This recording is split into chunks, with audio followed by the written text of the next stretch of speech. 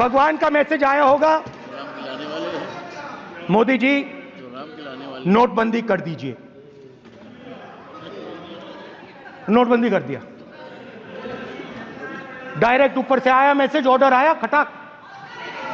और अलग अलग ऑर्डर आते हैं। अदानी जी वाला ऑर्डर आता है, बंबई एयरपोर्ट अदानी जी को ऊपर से ऑर्डर आता है, खटाक खटाखट खटाखट खटाखट ऑर्डर आते हैं। तो नोटबंदी कर दी।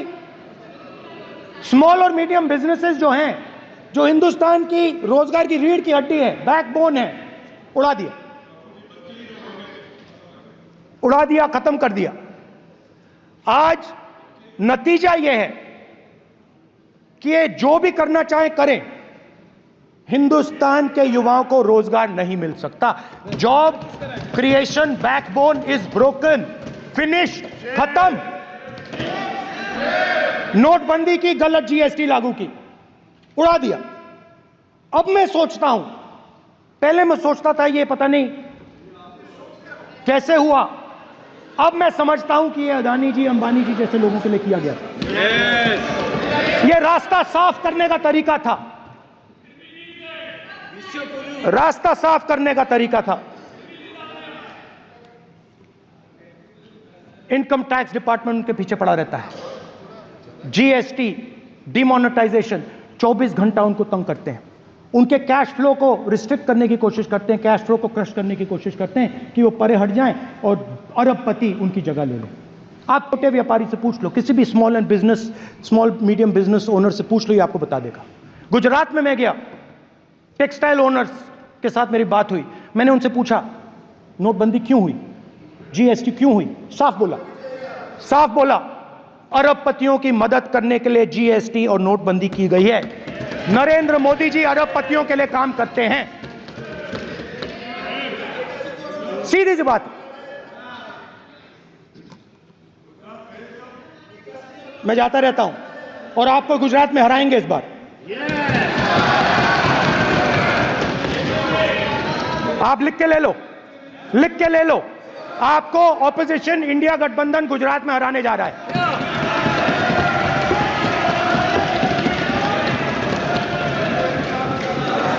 किसानों को डराने के लिए लैंड एक्विजिशन बिल जो हम लाए थे, उनकी जमीन की रक्षा करने के लिए, उनको सही कॉम्पनसेशन देने के लिए, उसको आपने खत्म कर दिया। यहां कोशिश की, कर नहीं पाए तो स्टेट्स में खत्म कर दिया। हर स्टेट में आपने खत्म कर दिया है। अगर आप जानते नहीं हो, चेक कर लो। हर स्टेट में, हर भाजपा की स्टेट में खत्म कर दिया। सर, हर भाजपा रूल स्टेट में खत्म किया है। हर भाजपा की रूल स्टेट में खत्म किया है। हर भाजपा की रूल स्टेट में खत्म किया है। स्पीकर सर, हर भाजपा की रूल स्टेट में खत्म किया है। खट्टर साहब ने क्या पूछो?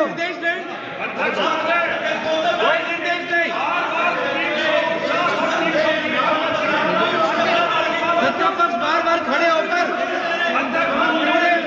भाषण को कम कर रहे हैं। कोई रोक नहीं, कोई रोक नहीं है।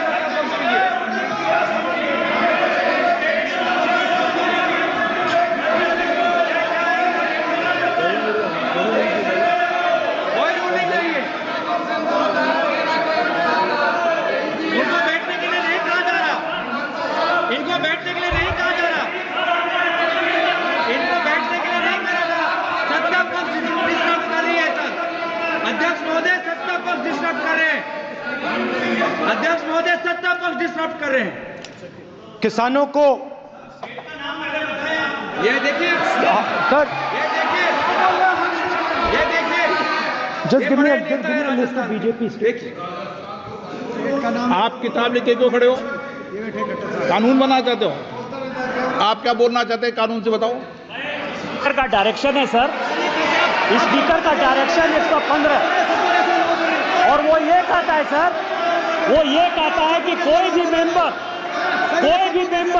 यदि अपनी बातें कहना चाहता है, जैसे अग्निवीर के बारे में उन्होंने कहा या स्टेट के बारे में कहा, उनको ऑथेंटिकेट करना पड़ेगा, नहीं तो माफी मांगनी पड़ेगी। ये आपका डायरेक्शन है 115(1) और 115(2). इसीलिए वो जो बातें कह रहे हैं उसको ऑथेंटिकेट करें, चाहे अग्निवीर के लिए चाहे वो किसानों के लिए कह रहे हैं। ये आपका डायरेक्शन है।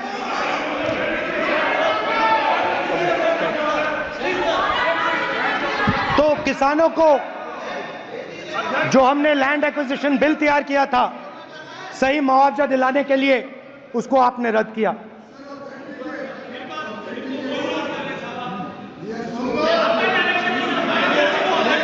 विल ऑथेंटिकेट कर देंगे, ऑथेंटिकेट कर देंगे, बैठ जाओ, कर देंगे हम ऑथेंटिकेट।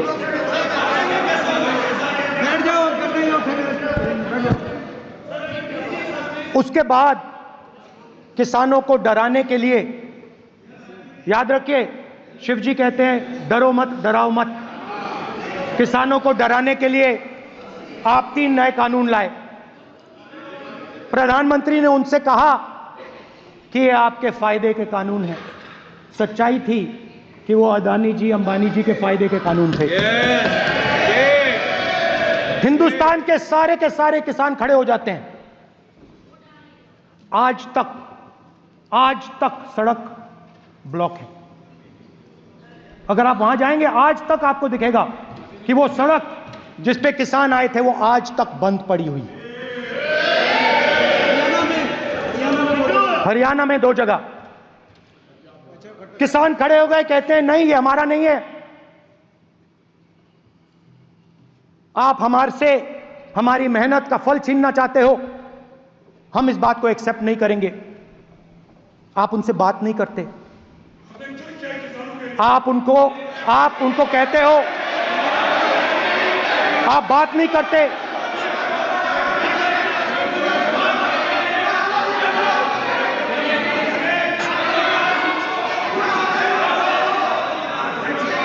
आप बात नहीं करते, आप गले नहीं लगते, आप उन्हें आतंकवादी कहते हो।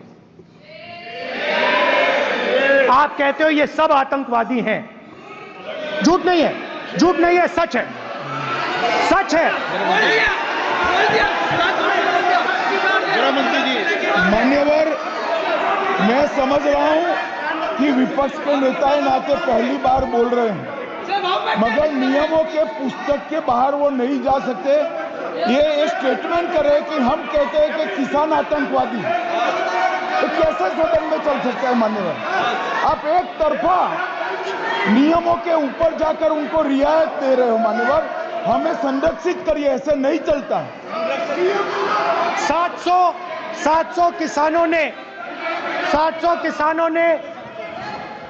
किसान शहीद हुए। हमने इस हाउस में कहा कि किसानों के लिए मौन होना चाहिए, आपने मौन नहीं होने दिया। आपने कहा ये किसान नहीं है, आपके मुताबिक ये किसान नहीं थे, ये आतंकवादी थे।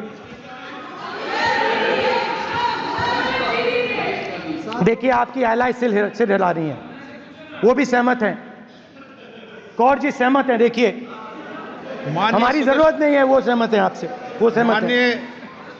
माननीय बोला था माननीय सदस्य, एक शब्द में कर देंगे। किसान क्या मांग रहा है सर? स्पीकर सर, माननीय सदस्य, स्पीकर सर, किसान क्या सॉरी, मेरा ये आग्रह है, आपकी पार्टी का समय नहीं बचेगा, दोगे पूरा?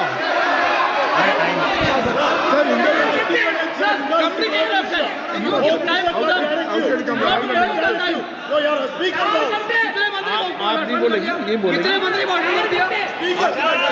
सर। और आप तो सर और स्पीकर सर, आप तो किताब स्पीकर सर, किसानों ने मांगा क्या? स्पीकर सर, किसानों ने मांगा क्या? किसानों ने सिर्फ ये कहा कि अगर 16 लाख करोड़ रुपए अरबपतियों का कर्जा माफ हो सकता है तो हमारा भी थोड़ा सा कर दीजिए।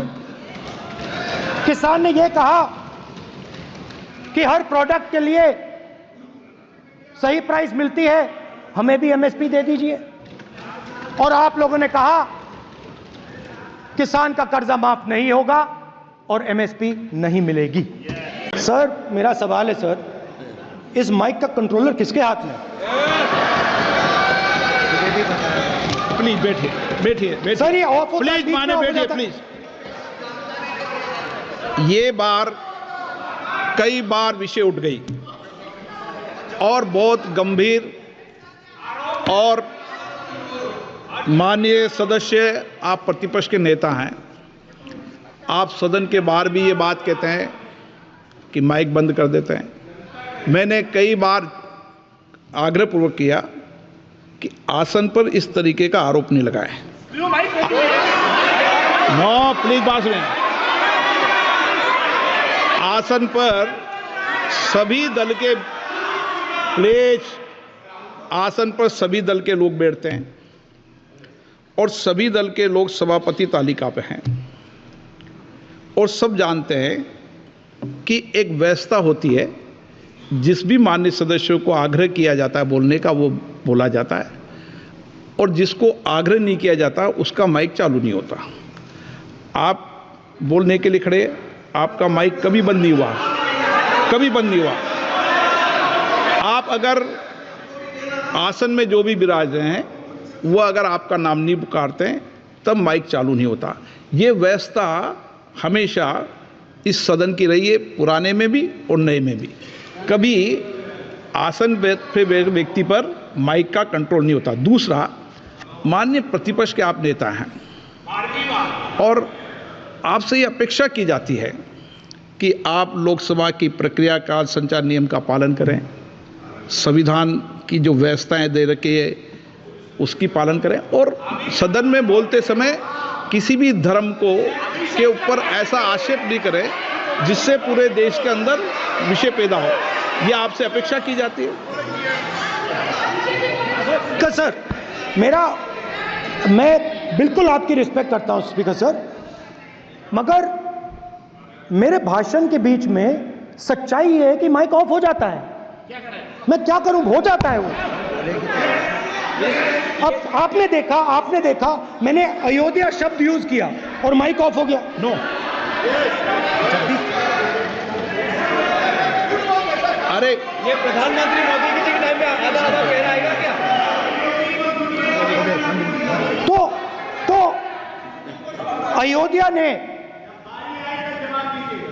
राम भगवान की जन्मभूमि, प्लीज ब्रदर, राम भगवान की जन्मभूमि ने बीजेपी को मैसेज दिया और ये आपके सामने मैसेज बैठे हुए हैं। मैंने इनसे पूछा, कल कॉफी पी, इनसे मैंने पूछा बताइए ये हुआ क्या? बीजेपी ने राम मंदिर का इनॉग्रेशन किया, बोलने दीजिए, राम मंदिर का इनॉग्रेशन किया। अरे भाई आप हार गए, उसको शासन करिए। नाम बोलने की कोई जरूरत नहीं, मैं भाषण दे रहा हूं, आप नहीं दे रहे हो। मुझे बोलना है जो बोलना है, मुझे नाम लेने की कोई जरूरत नहीं, मुझे जो बोलना है मैं बोलूंगा। तो अयोध्या ने मैसेज दिया और मैंने इनसे पूछा कि हुआ क्या, और इनका जवाब आया। मैंने उनसे पूछा कि आपको कब पता लगा कि आप अयोध्या में जीत रहे हो, और आपने कहा पहले दिन से मुझे पता था। सही बात। और मैंने कहा ये क्या हुआ? उन्होंने कहा राहुल जी, अयोध्या में एयरपोर्ट बना, अयोध्या की जनता से जमीन छीनी गई और आज तक उन्हें मुआवजा नहीं मिला है। उन्होंने कहा, सही बात, उन्होंने कहा कि अयोध्या में जो भी छोटे छोटे दुकानदार थे, जो भी छोटी छोटी बिल्डिंग्स थी, उन सारों को तोड़कर गिरा दिया गया और उन लोगों को सड़क पर कर दिया गया। इन्होंने यह भी कहा कि अयोध्या के इनॉग्रेशन में अयोध्या की जनता को बहुत दुख हुआ क्योंकि इनॉग्रेशन में अदानी जी थे, अंबानी जी थे, मगर अयोध्या का कोई नहीं था। और ये कारण था कि अयोध्या की जनता में, उनके दिल में नरेंद्र मोदी जी ने भय डाल दिया। उनकी जमीन ले ली, उनके घर गिरा दिए और फिर अयोध्या के गरीब लोगों को, किसानों को, मजदूरों को मंदिर के इनॉग्रेशन तक नहीं जाने दिया। मंदिर के इनॉग्रेशन छोड़ो, उसके बाहर भी नहीं जाने दिया। और इसीलिए अयोध्या की जनता ने सही मैसेज भेजा। अच्छा, इन्होंने मुझे एक और बात बोली, 3 बार इन्होंने कहा कि 3 बार नरेंद्र मोदी ने टेस्ट किया, 2 बार क्या मैं अयोध्या से लड़ जाऊं? और सर्वेयर्स ने कहा अयोध्या में मत लड़ जाना, अयोध्या में मत लड़ जाना, अयोध्या की जनता हरा देगी। और इसीलिए प्रधानमंत्री वाराणसी गए और वहां बच के निकले।